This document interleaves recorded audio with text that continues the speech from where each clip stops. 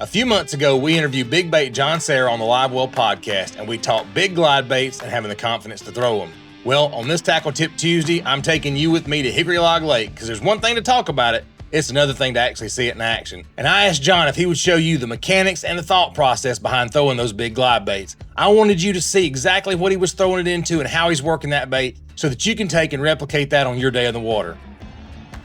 All right, so you get up to a tree, take the cast, try to put it down parallel with the tree.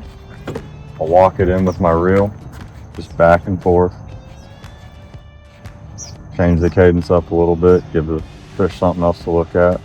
Try not to pause the bait too long if you do. And then just continuously play the pattern.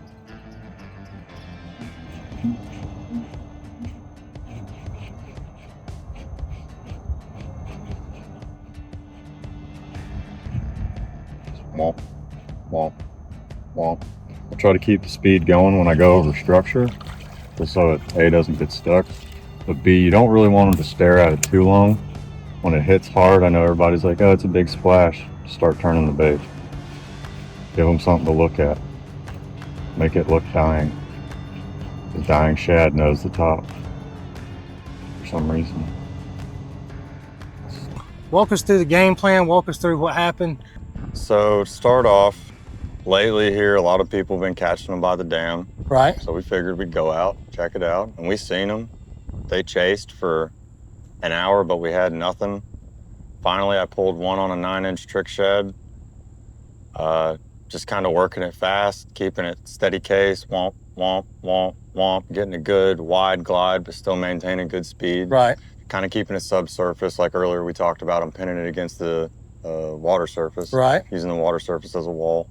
Somebody goes out on the lake, they saw how you do the cadence of the reel, they saw how you cast it, they saw what you cast it into. I mean, you didn't throw it just into any, just, you weren't being safe with it. Let me put it that way. You were throwing it in the middle of stuff like you would a square bill or a chatterbait or something like that. So after the day we had, what should they keep in mind as far as still wanting to get that glide bait fish, and they go out to throw a glide bait and they go, man, I fished all day. How many baits did I throw today?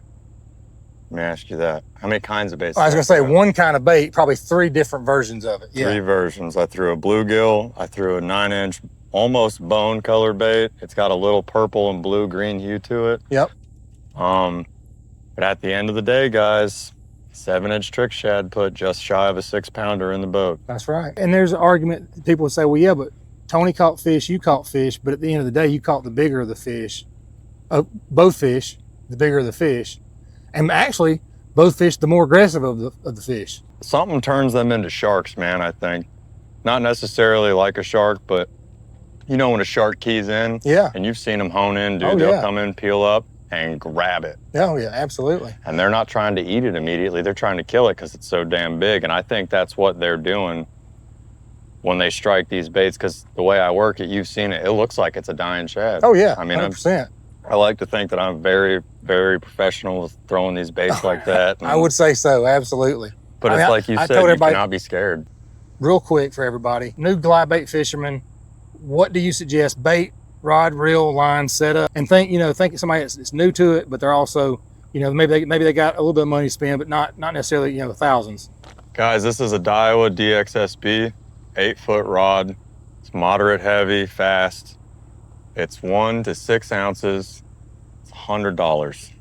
This is a 7-1-1 Abu Garcia reel. It's $80. P-line, 20-pound till I die, and obviously a trick shad. Everything has its place.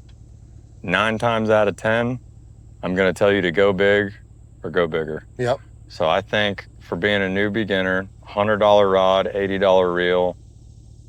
The trick shads, guys, the OG7, this one is $170. The custom painteds, which Jen does, which you guys can see, that's sexy, dude. Mm-hmm. They just catch fish. Yep. I have them in every freaking color you can imagine.